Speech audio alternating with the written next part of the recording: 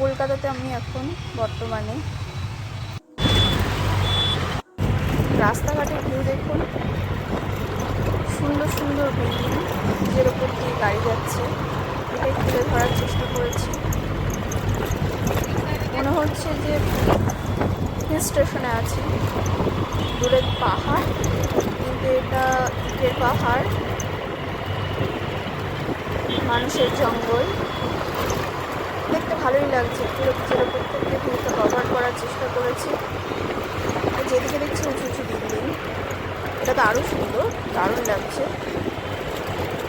এটা ফ্ল্যাট মনে হচ্ছে, সবই দেখতে ভালো লাগছে। টাওয়ারের মতো